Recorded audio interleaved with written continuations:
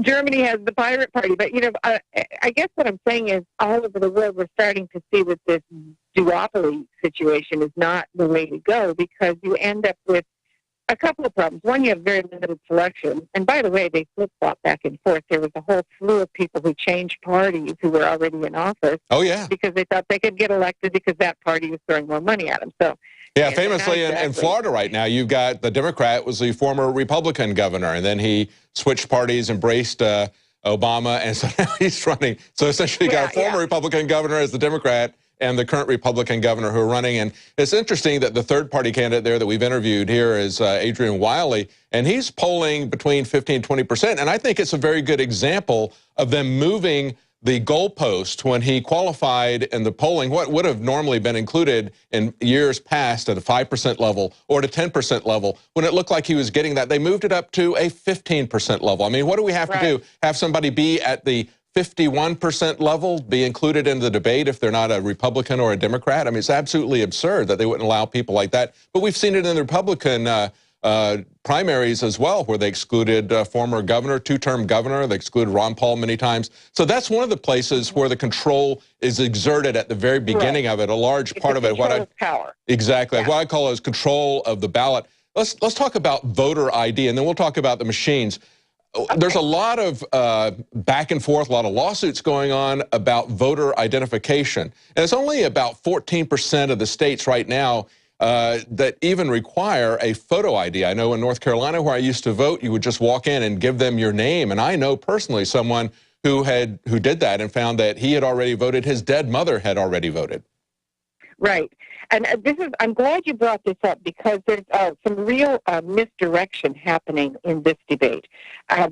Voter impersonation, or exploiting people's names to vote, is a real issue, and it does happen, but it's done by insiders. It's not done so much by an outsider who wanders into the poll and comes up with someone else's name.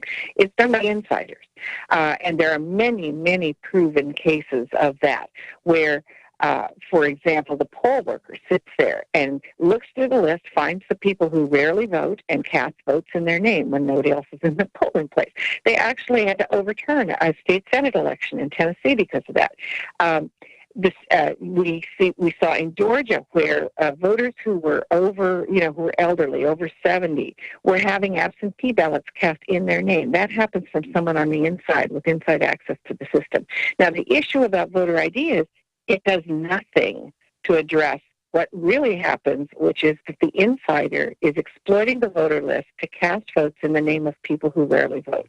And that is happening and has been proven to happen many, many places. So what's the solution? Someone with access. What's the solution to that, Ms. Harris? Yeah, you've got to have transparency, and you've got to get rid of no-fault absentee voting. That is a ridiculous concept. It's impossible to really ever know who put the ballots in absentee voting. Now, you want to have it for sick and shut in and people who are out of state. That caps the risk at about 5% of all votes. But when you start opening it up, we now have 26 states that have no-fault absentee balloting, and they quickly rise up to 2/3 of their votes are absentee. And hang on a second. Hang on a second and unpack what you mean by no-fault absentee voting. No-fault means anybody can vote absentee without any reason. Okay? Now, what that does is that's convenient. It doesn't increase. They don't tell the truth on this. It doesn't actually increase the turnout. But the number of people who normally vote, who choose to go absentee instead of go to the polls, it rises. So it ends up that you have about the same percentage of voters, but about 2/3 of them end up voting absentee because they feel it's convenient. One would think that it would increase turnout, but the statistics show that it actually does not, and that's just a myth that keeps being spread in order to push this. While we're talking about absentee, I'll let you finish that, but I also want to know what you think about absentee ballot voting by the military. Is that being honestly reported as well? Yeah, well, there again, that's a small number of votes. So, what we want to do first is look at where the largest potential is if you're going to manipulate an election. Once I'll bounce back to that in a second. We're bouncing back and forth. Once you have no fault absentee, so anybody can, and you start getting 2/3 or 70% of all your votes are absentee, that's a very large pool of ballots that nobody really sees who puts them in the pool. That opens up a huge window for somebody who works with the absentee ballots in the election office to simply scour the list. Oh, these people never vote, and stick ballots into the pool in their name. And that is, it's not that I'm making this up. That's been caught in state after state. So I don't know why they're not addressing that. I think it's because it's unpopular, but the way to address it is to say we vote at the polls where a real body walks in the door, and we can see the real person. And then we, cap this absentee voting to the people who really need it. Now, military absentee voting, if it's got the right checks and balances, it has to, you have to have it, You can't necessarily have soldiers showing up at polling places around the world. Do you have any information that would indicate that the military votes are not being counted? Talked to many people in the military. They felt like it was coming in too late for it to be effectively counted, or that it wasn't getting through. Yeah, that's the strategy of manipulation for the military votes, is to just delay sending the ballots out, which is now the solution to a lot of this stuff. It's not going to eliminate it, but it will help. Is transparency. When you know when the ballots were sent, then you know if they weren't sent on time. When you know who is on the voter list and who cast an absentee ballot, then you can do something about seeing if some of those are false. And one of the things we are seeing with absentee is, because they're sticking absentee votes in, when somebody who maybe seldom votes does show up at the polling place, they're told they already voted. This happens over and over. It happened in Georgia. It's recently happened in New Mexico. It happened in Alabama. And when they trace it back, if they ever bother, it typically is a person who works in the system. And what they say, these two words you hear all the time when there's some impossible situation in an election. They say, it was human error. Right. Human error. Now, I ask you, if you are working for a bank as a teller, and by the way, they're paid less than election officials, and you say, well, $10,000 is missing from the till, sorry, it was human error. It was human error. Yeah. It's kind of like what the IRS just did. Exactly. It's kind of like what the IRS just did, the way they said, hey, we lost all of our records. It's like, would you ever accept that excuse from a taxpayer? So they have a different standard that they have for themselves. So moving on from voter fraud, let's talk about how the votes are tabulated. And, of course, many different ways that they can game that, not just with electronic voting machines, but also even changing the tally as it's passed the custody, as it changes along in hands. Right. Yes. There's basically 3 points when you can do it. You can either do it going in. Somebody at some point has to set up the election and say, this is the candidate's names, and each, this one's a Democrat. They have to set up the ballot. And that ballot is then electronically translated to the voting machine so that they know, when you color in this oval or you push this thing, that's supposed to go to, Joe Blow. So that is one way to do it, is on the way in, put in an algorithm that says, hey, for every 5th voter who votes for the Democrat, flip that vote to the other one, and if they correct it, they work really hard and they catch it and they're a good proofreader and they correct it like 2 times, then give it to them. That'll shave off a certain number of votes. So that's one way. That type of program is loaded going into the system. There also is, while you're voting, you could do something, but I think one of the biggest areas is, after the votes are cast, they have to be transmitted to a central tabulation machine. In other words, you've got precincts all over the place. You have to run all the ballots through, and they all have to get added up.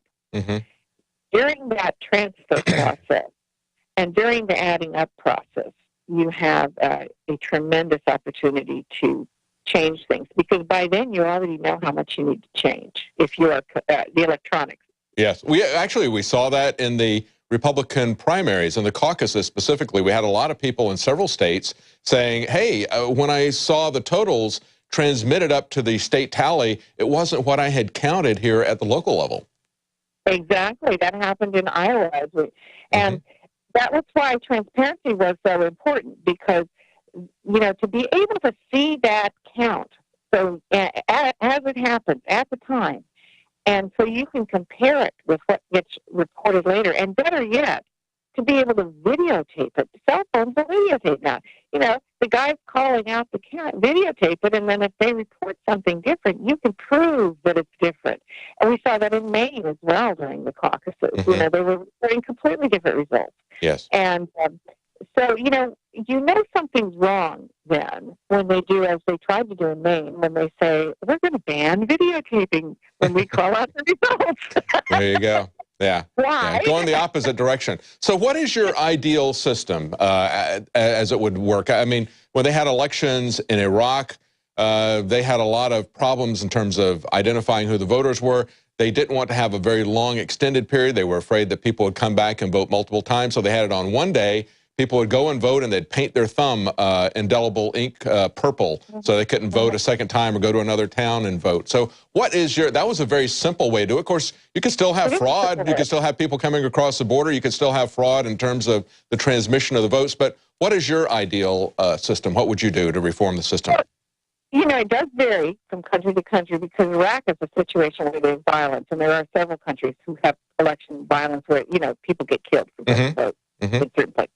That has a little bit different set of parameters than we have here in the U.S. But mine's very simple. We have to be able to see and authenticate the counting of the vote. Any method will do, as long as we can see and authenticate the counting of the vote. There's 4 areas we have to see and authenticate. One is the voter list. Who can vote? We need to be able to see that list. We can, in many states, for $25, you can get a list of everybody, you know, who's allowed to vote. You can confirm it yourself. The second one, so who can vote, who did vote, the vote count, and the chain of custody. Who did vote, you know, who showed up at the polls. That's where we get into problems with absentee voting, where we don't know who put the ballot in. You know, you ought to be able to see a warm body show up, at least. You know, it's not going to eliminate all fraud, but it sure helps. You can't have one guy sitting in a room, you know, just stuffing thousands of ballots in there. So who did vote the voter list? Who can vote? Who did vote? And the counting of the vote needs to be something we can see and authenticate. And as I say, any method will do. If you want a hand count in public, as they've gone back to in Germany, fine. Another method would be to simply take a picture of all the ballots using a high-speed scanner at the polling place, and let everybody have a copy of that if they ask for it. They could pay for the CD, I don't care, you know, but so that they can see all those ballots. Hey, they're actually doing that in Eureka, California. How about that? Oh, good. Yeah, good. And guess what? The first time they did it, the public looked at it and found out they didn't count, that the machines miscounted the vote. So, I mean, transparency doesn't prevent all future fraud. Nothing will. You can't prevent all future bank robberies by having secure bank vaults, but it is certainly a mitigation. And so you want to have those 4 steps transparent so that things will get caught. That's right. At least can get caught. So what they're doing in Eureka, essentially, the person's name is not on the ballot, so there's absolutely no reason why you couldn't photograph those ballots. That's right, exactly. They run them through a high-speed scanner. People can get them on CD. It's very helpful to candidates, too. You know, recounts are extremely expensive. Every now and then, the registrar has told me there, a candidate will come in and say, let me just, you know, look at the ballots. I feel uncomfortable with something I thought I should have won. And then they look at the ballots, and they're like, oh, yeah, well, okay. That's an excellent, simple solution that would go a long way to restoring honesty to it. As you point out, there's not any perfect system, but the system that we have now is very, very easily manipulated from beginning to end. One of the things we didn't mention, of course, was even gerrymandering. You know, that's one way.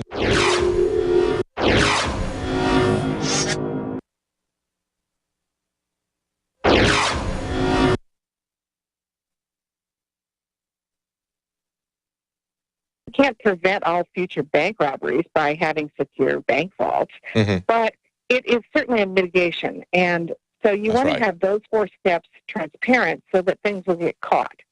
That's right. At least can get caught. So what they're doing in Eureka, essentially, the person's name is not on the ballot, so there's absolutely no reason why you couldn't photograph